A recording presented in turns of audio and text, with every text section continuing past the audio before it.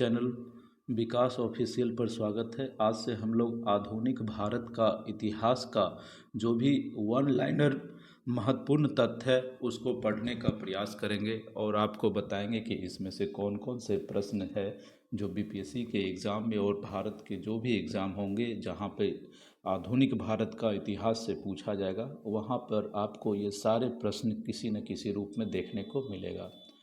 तो चलिए, अगर आपको हमारा काम पसंद आता है तो वीडियो को ज़्यादा से ज़्यादा लोगों में शेयर करें, सब्सक्राइब करें और लाइक का बटन ज़रूर दबाएं। अब आगे बढ़ते हैं, आज का शुरू करते हैं। आधुनिक भारत का इतिहास टॉपिक है यूरोपीय कंपनियों का आगमन। पहला वन लाइनर फैक्ट है, व्यापार हेतु समुद्री मार्ग से भारत आने वाले प्रथम यूरोपीय कौन थे? इसका सही आंसर होगा पुर्तगाली। यूरोप से भारत आने के लिए समुद्री मार्ग की खोज किसके द्वारा की गई? इसका सही आंसर होगा वास्को डी गामा। भारत की जो आगमन हुई थी 17 मई 1498 यानी कि 1498 ईस्वी को। कालीकट बंदरगाह के तट पर किसने वास्को डी गामा का स्वागत किया? इसका सही आंसर होगा जमोरिन, जो वहाँ के स्थानीय शासक थे। पुर्तगालियों ने भारत में सर्वप्रथम अपनी व्यापारिक कोठी या फैक्ट्री कहाँ स्थापित की थी? इसका सही आंसर होगा कोचीन। पुर्तगाली उपनिवेश का प्रथम वायसराय भारत में कौन नियुक्त हुआ था? इसका सही आंसर होगा फ्रांसिस्को द अल्मीडा 1505 ईस्वी में। भारत में तंबाकू की कृषि एवं प्रिंटिंग प्रेस का प्रारंभ करने का श्रेय पुर्तगालियों को दिया जाता है। भारत में प्रथम प्रिंटिंग प्रेस की स्थापना वर्ष 1556 में गोवा में की गई थी। हिंद महासागर में व्यापार की नियंत्रित करने के लिए शांत या नीले जल की नीति ब्लू वाटर पॉलिसी किसने लागू की? फ्रांसिस्को द अल्मीडा ने। अगला है विभिन्न देशों के खोजकर्ता और देश का नाम देखेंगे। वास्को डी गामा भारत की खोज किया था ऐसा बोला जाता है। Columbus America, captain James Cook Australia, Tasman Tasmania एवं New Zealand, Bartholomeus Dias Cape of Good Hope दक्षिण अफ्रीका के। भारत में पुर्तगाली शक्ति का वास्तविक संस्थापक किसे माना जाता है? अल्बुकर्क को। किस वायसराय के काल में गोवा को पुर्तगालियों का औपचारिक मुख्यालय बनाया गया? इसका सही आंसर है नीनो डी कुन्हा। पुर्तगालियों ने हिंद महासागर क्षेत्र में व्यापार पर नियंत्रण स्थापित करने के लिए कार्टेज आर्मेडा काफिला पद्धति प्रारंभ की। पुर्तगालियों के पश्चात भारत में व्यापार करने आए डच कहाँ के निवासी थे? इसका सही आंसर होगा हॉलैंड, जो अभी वर्तमान में नीदरलैंड के नाम से फेमस है।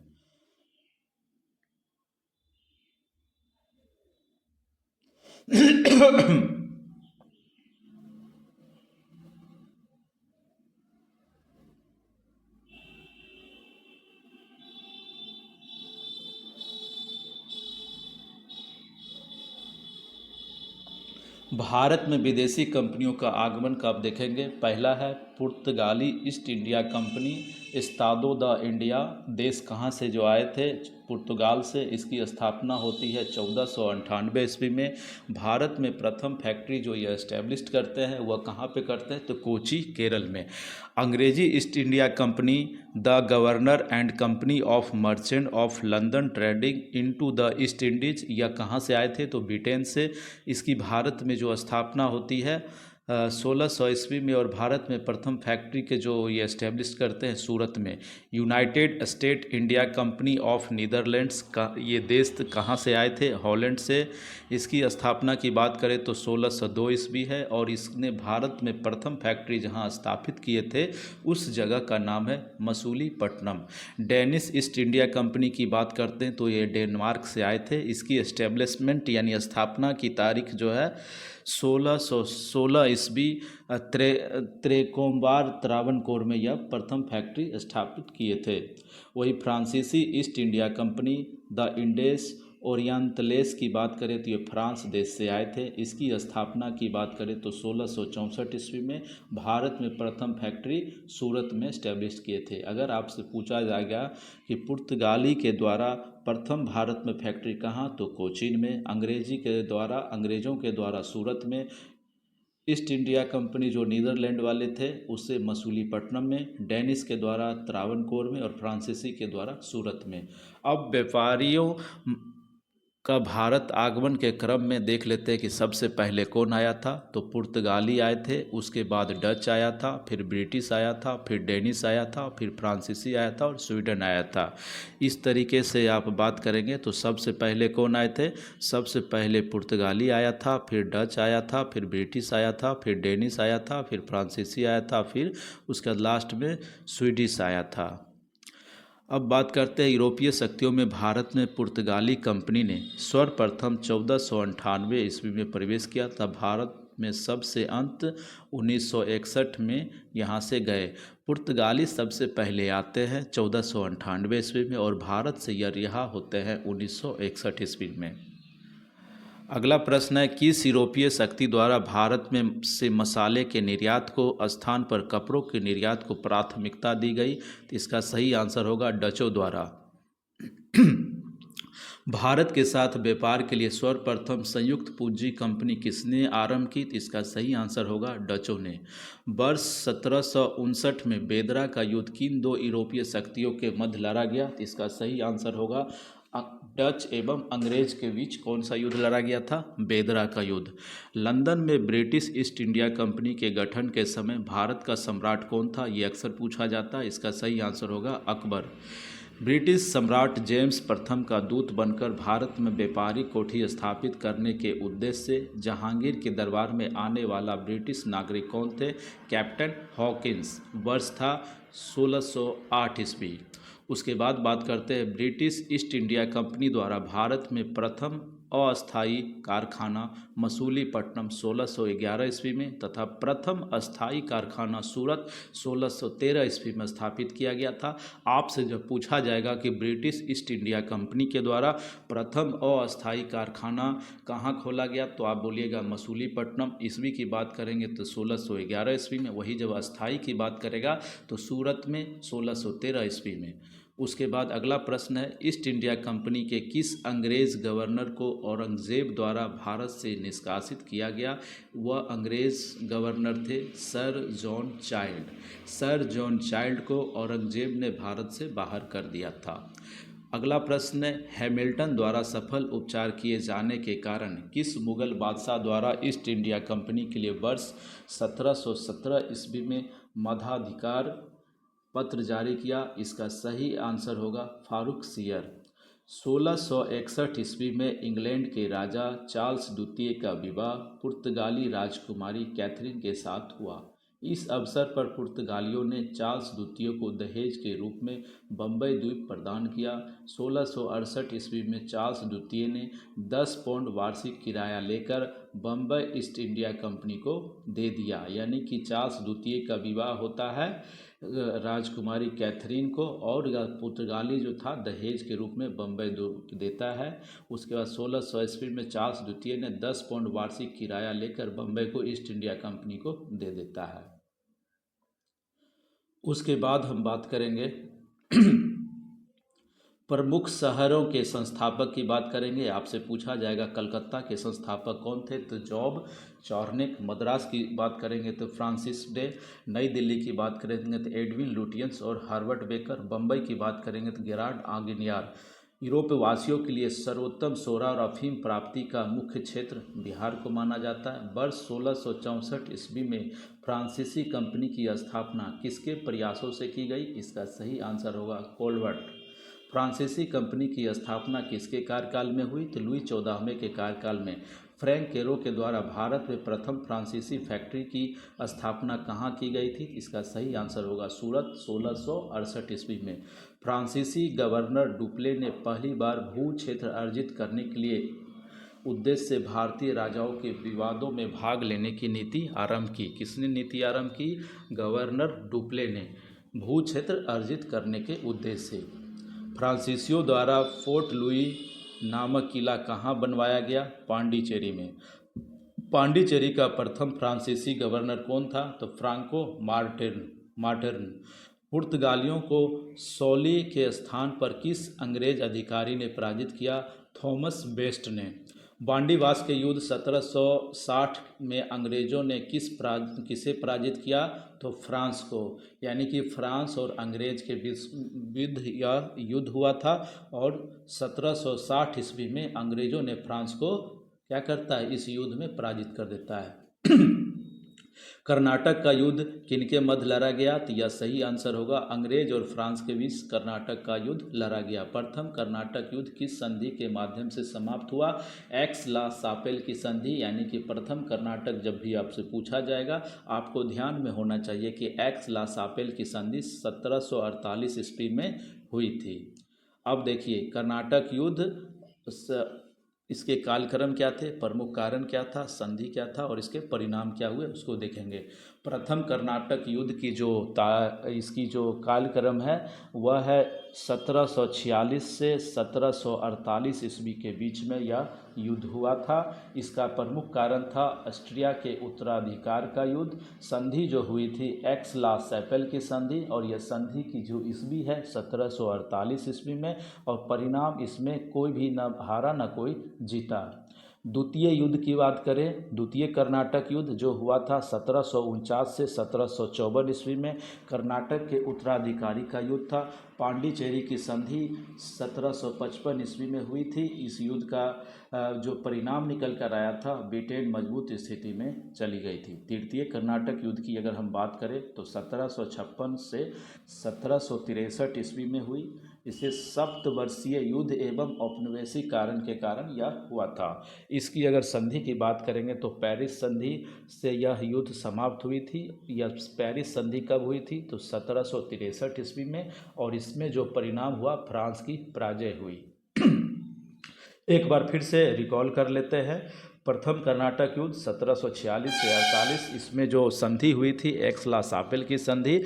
द्वितीय 1749 से 1754 और संधि जो हुई थी पांडिचेरी की संधि 1755 ईस्वी में। तृतीय की बात करेंगे तो पेरिस की संधि के द्वारा 1763 ईस्वी हुई थी। अंग्रेजी कंपनी का नाम governor and company of merchants of London trading into the east Indies रखा गया था। यानी कि अंग्रेजी कंपनी का नाम क्या था? तो governor and company of merchants of London trading into the east Indies रखा गया था। अगला है ईस्ट इंडिया कंपनी और बंगाल के नवाब के बारे में। इसके तथ्य को देखेंगे कि इसमें क्या क्या पूछा जा सकता है। मुगल सम्राट द्वारा स्वतंत्र रूप से नियुक्त बंगाल का अंतिम गवर्नर कौन था? इसका सही आंसर होगा मुर्शीद कुली खां 1717 से 1727 ईस्वी में। मुर्शीद कुली खां ने अपनी राजधानी ढाका से कहाँ स्थानांतरित की? इसका सही आंसर होगा मुर्शिदाबाद। बंगाल के किस गवर्नर ने यूरोपियों की तुलना मधुमक्खियों से की थी? इसका सही आंसर होगा अली वर्दी खां। 20 जून 1756 को प्रसिद्ध ब्लैक होल की घटना बंगाल के किस नवाब के शासनकाल में हुई थी? तो सिराजुद्दौला। इसमें दो चीज़ याद रखिएगा, ब्लैक होल की घटना किससे रिलेटेड है? सिराजुद्दौला से। कब हुआ था? 20 जून 1756 को। 9 फरवरी 1757 को अलीनगर की संधि किसके मध्य संपन्न हुई? तो क्लाइव एवं सिराजुद्दौला। अलीनगर की संधि कब हुई थी? डेट पूछा जाएगा। 9 फरवरी 1757 क्लाइव एवं सिराजुद्दौला के बीच में। भारतवर्ष में ब्रिटिश साम्राज्य का संस्थापक की अगर बात करेगा, भारतवर्ष में ब्रिटिश साम्राज्य का संस्थापक लॉर्ड रॉबर्ट क्लाइव को माना जाता है, जिसने प्लासी के युद्ध में 23 जून 1757 ईस्वी में बंगाल के नवाब सिराजुद्दौला को पराजित कर पहली बार भारत में ब्रिटिश प्रभुत्व की नींव रखी। यानी कि नींव रखने का काम कब से शुरू हो रहा है? प्लासी के युद्ध से। प्लासी के युद्ध में सिराजुद्दौला को पराजित किया गया था। किसके द्वारा?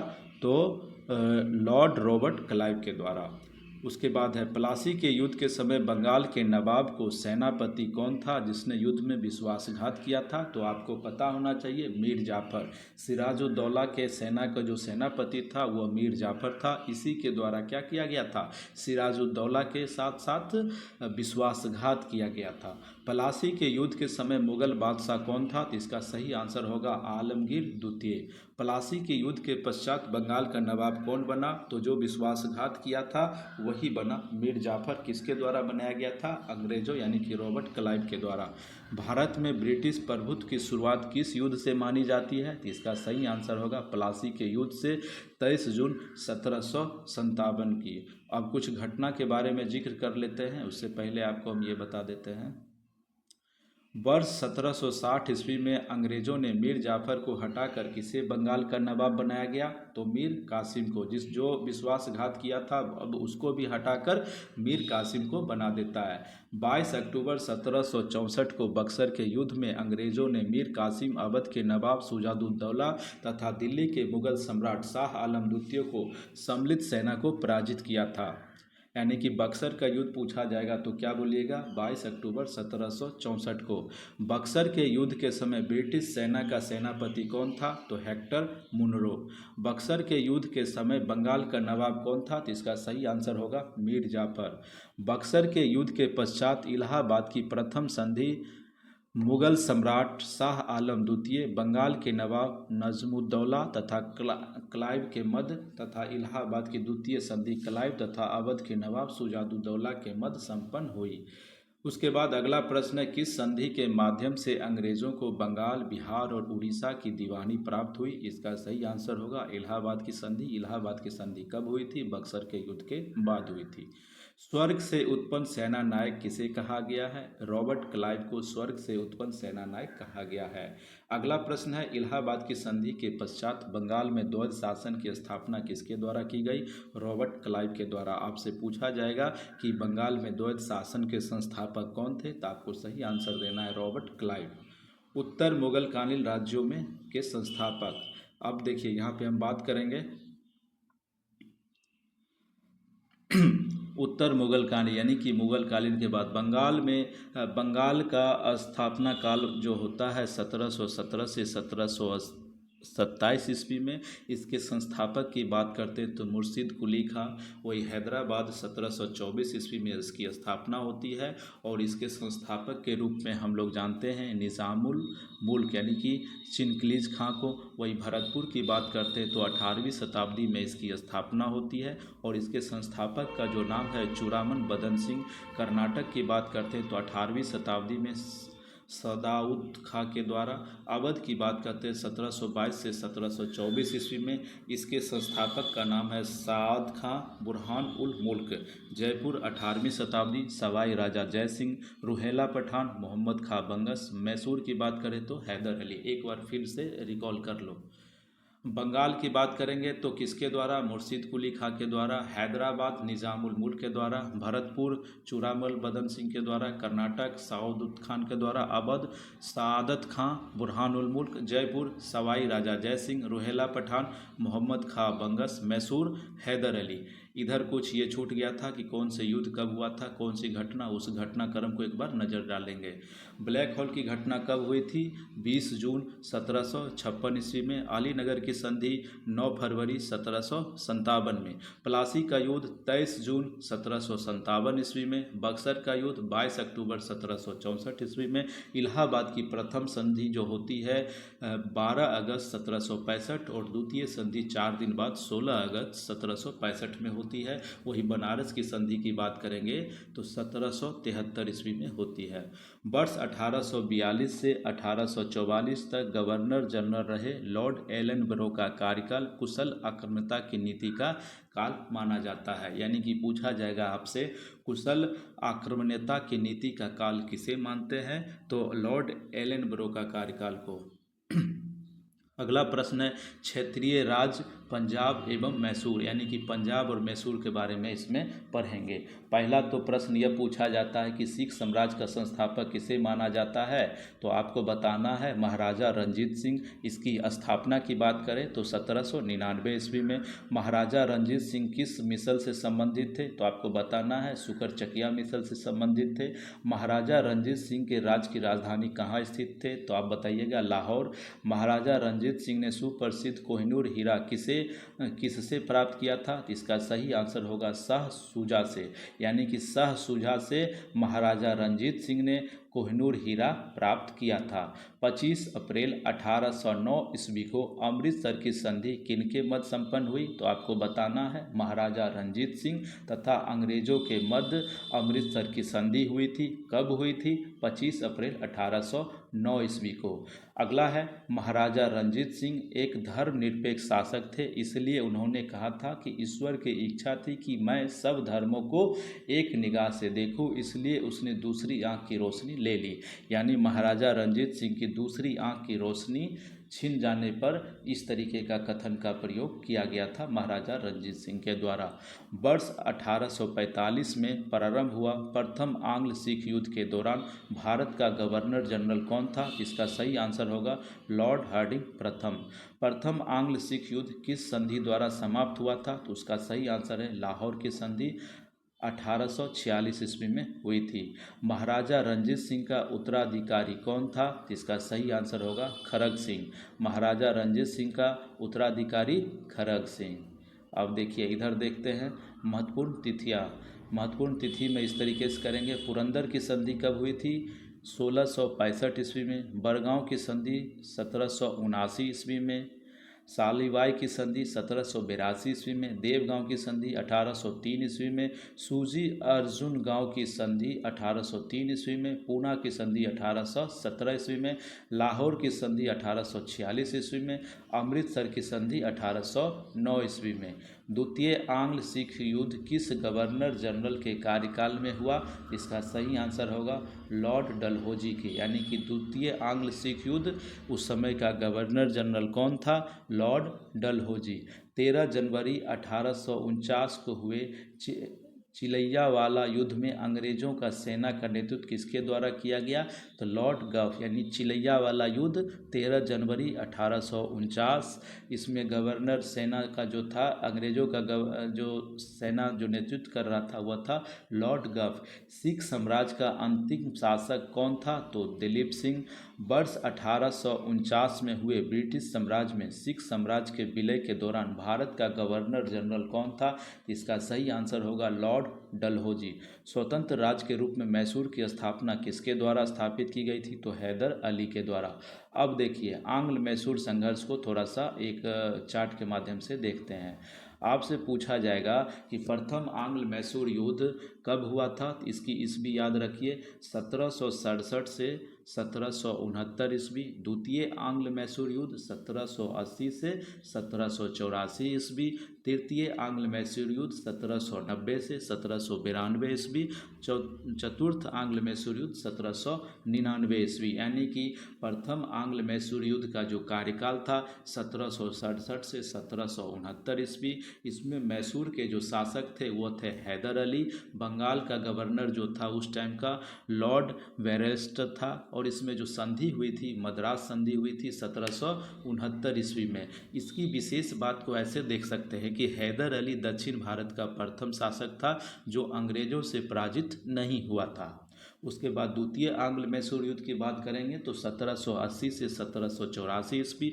इस समय भी शासक हैदर अली ही थे और गवर्नर जनरल बदल जाते हैं। गवर्नर जनरल जो आते हैं वो वैरन हेस्टिंग्स होते हैं। और इसमें जो संधि होता है मंगलोर की संधि होती है 1784 ईस्वी में।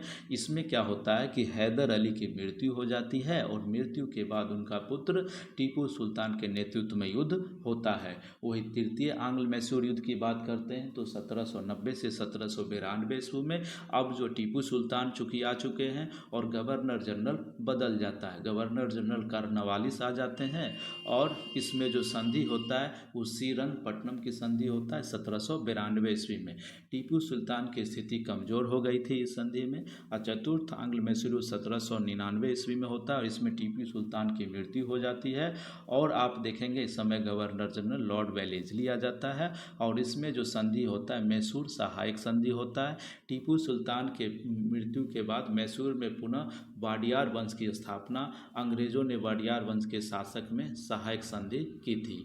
यानी कि टीपू सुल्तान की जब मृत्यु हो जाती है तो वाडियार वंश की स्थापना हो जाते हैं और वाडियार वंश के संस्थापकों से अंग्रेज क्या करते हैं? मैसूर में एक सहायक संधि करते हैं। उसकी बात करें तो सिख साम्राज्य के महाराजा रणजीत सिंह की तुलना फ्रांसीसी यात्री विक्टर जाखमा ने नेपोलियन से की थी। अगला प्रश्न, अगला टॉपिक अब देखेंगे हम लोग कि ब्रिटिश राजनीतिक एवं प्रशासनिक नीतियाँ।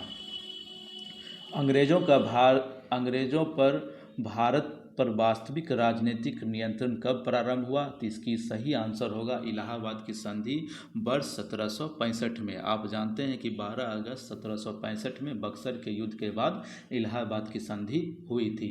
उसके बाद अगर आपसे पूछा जाएगा कि बंगाल में द्वैध शासन किसके द्वारा लागू किया गया था, तो इसका सही आंसर होगा लॉर्ड क्लाइव के द्वारा।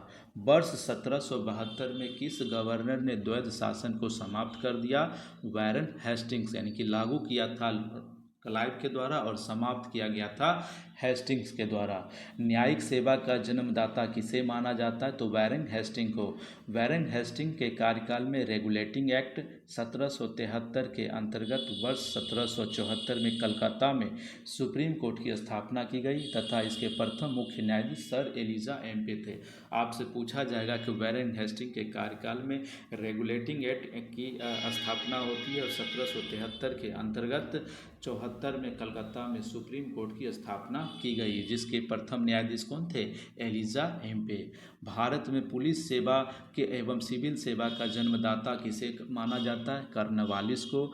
वर्ष 1863 में प्रथम भारतीय ICS अधिकारी का अगर नाम पूछेगा तो आपको बताना है सत्येंद्र नाथ टैगोर। उसके बाद कुछ भारत में लोक सेवा आयोग संबंधित आयोग आए थे।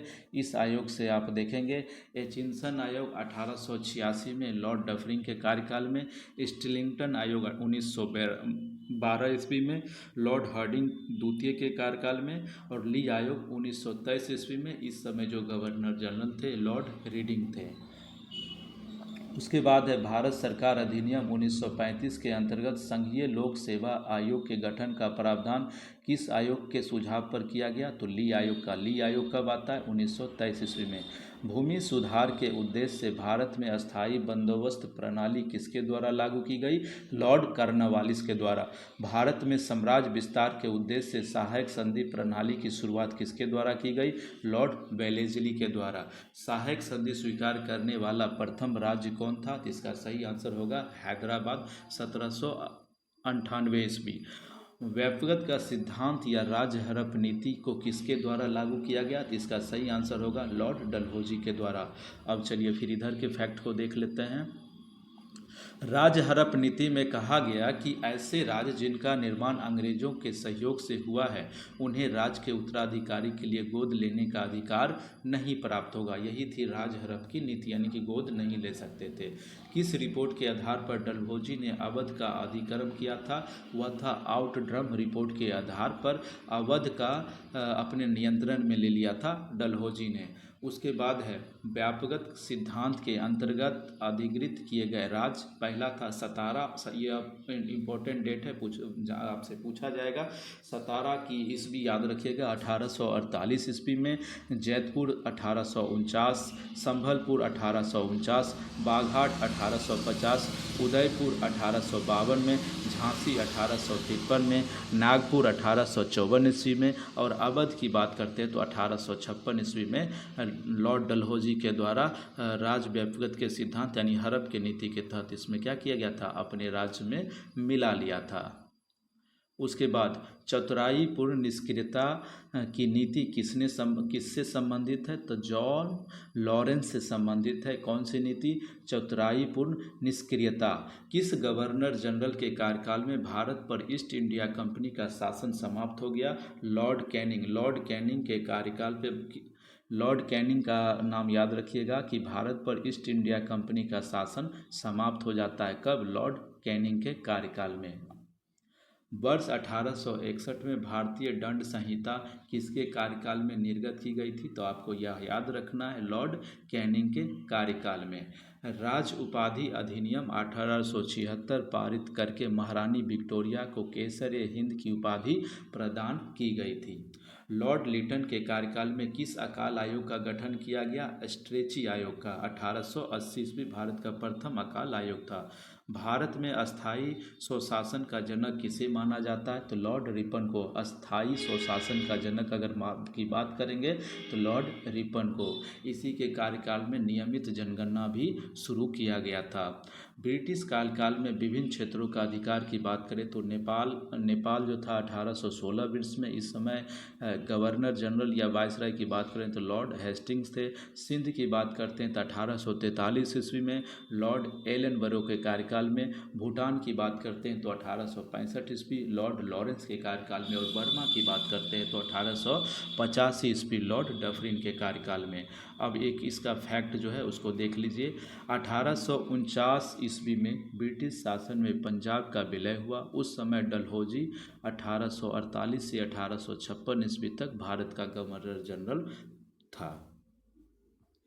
अगला प्रश्न है, ब्रिटिश शासन का भारतीय अर्थव्यवस्था पर क्या प्रभाव पड़ा, इससे देखेंगे। यह बहुत ही इम्पोर्टेंट है। ड्रेन ऑफ वेल्थ थ्योरी किनके द्वारा प्रतिपादित किया गया था? तो दादा भाई नौरोजी के द्वारा।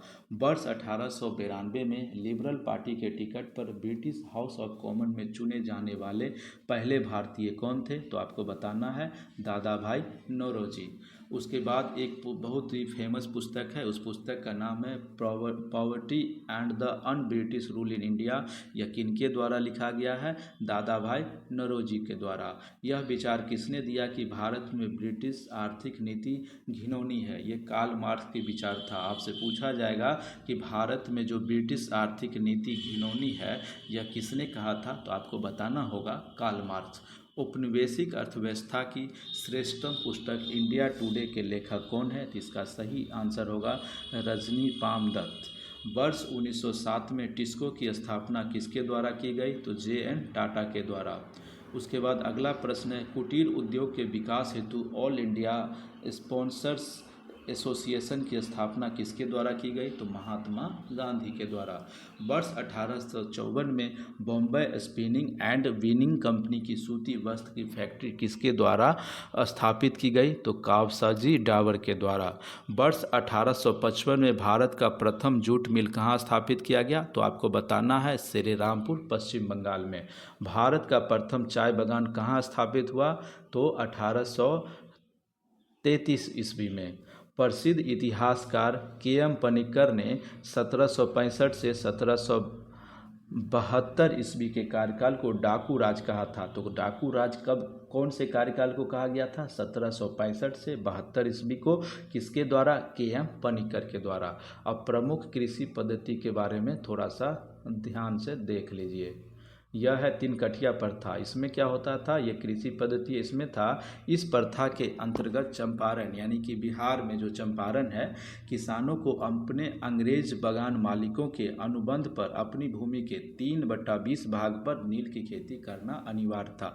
यानी कि 1 बीघा में 20 कट्ठा होता है और 20 कट्ठे में से 3 कट्ठा पर नील की खेती जबरदस्ती किसानों से कराया जाता था। ददनी प्रथा की बात करते हैं तो इस प्रथा के अंतर्गत ब्रिटिश व्यापारी भारतीय उपवादकों, कारीगरों, शिल्पियों आदि से निर्मित माल प्राप्त करने के लिए अग्रिम अथवा पेशगी के रूप में धन देते थे। अब देखिए ये वाला चार्ट बहुत ही इम्पोर्टेंट हो जाता है। वह है ब्रिटिश कालीन भू राजस्व व्यवस्था क्या था? तो उसमें आप जानते हैं एक था अस्थाई बंदोबस्त जिसको जमींदारी बंदोबस्त भी कहते हैं, दूसरा था रैयतवारी और तीसरा था महालवारी। अब देखिए अस्थाई बंदोबस्त के बारे में देखेंगे। अस्थाई बंदोबस्त को हम लोग जमींदारी बंदोबस्त के नाम से भी जानते हैं। इसका जो इसमें जो गवर्नर जनरल थे लॉर्ड कॉर्नवालिस 1793 ईस्वी, इसमें याद रखिएगा। और यह कहाँ पे लागू था? बंगाल, बिहार, उड़ीसा, उत्तर प्रदेश, बनारस, उत्तरी कर्नाटक पे। समस्त ब्रिटिश भारत का 19% भूभाग पर यह किया जाता था और भूमि अधिग्रहण सदैव के लिए जमींदारों को और ब्रिटिश सरकार को राजस्व देने की जिम्मेदारी जमींदारों का था।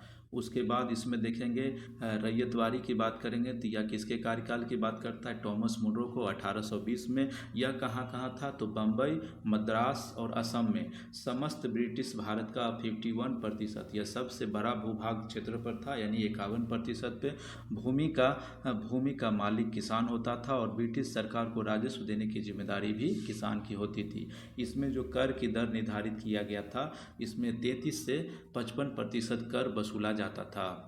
उसके बाद महलवारी व्यवस्था की बात करें तो हॉल्ट मैकेंजी, आपसे बीपीएससी में कई बार पूछा गया कि महलवारी व्यवस्था किसके द्वारा लाया गया था, हॉल्ट मैकेंजी के द्वारा। इसका जो कार्यकाल की बात करते हैं तो 1822 में। इसमें उत्तर प्रदेश, मध्य प्रांत और पंजाब जैसे भूमि क्षेत्र पर यह किया जाता था। उसके बाद समस्त ब्रिटिश भारत का 30% भूभाग पर किया जाता था। भूमि पर गांव का अधिकार था और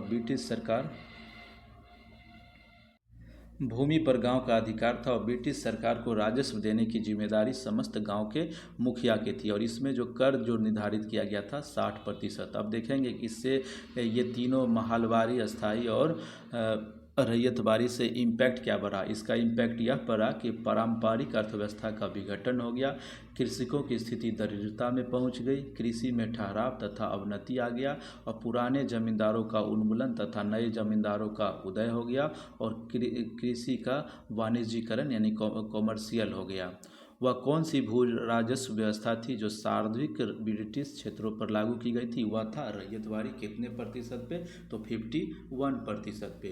वही अस्थाई बंदोबस्त का सिद्धांत किससे संबंधित है, तो भू राजस्व के निर्धारण से। अब अगला है कि भारत में रेलवे का जनक, तो आपको बताना होगा लॉर्ड डलहौजी को भारत में रेलवे का जनक माना जाता है। डलहौजी के प्रयत्नों के कारण ही महाराष्ट्र में सन 1853 ईस्वी में बम्बई से थाने तक प्रथम रेल चलाई गई थी। अब इसका जो है एक लास्ट लाइन जो है, गवर्नर जनरल वैरन हेस्टिंग ने इज़ेदारी प्रथा और फार्मिस्टिंग सिस्टम का प्रारंभ भू राजस्व की वसूली के लिए किया था। यह था आधुनिक भारत की कुछ महत्वपूर्ण टॉपिक।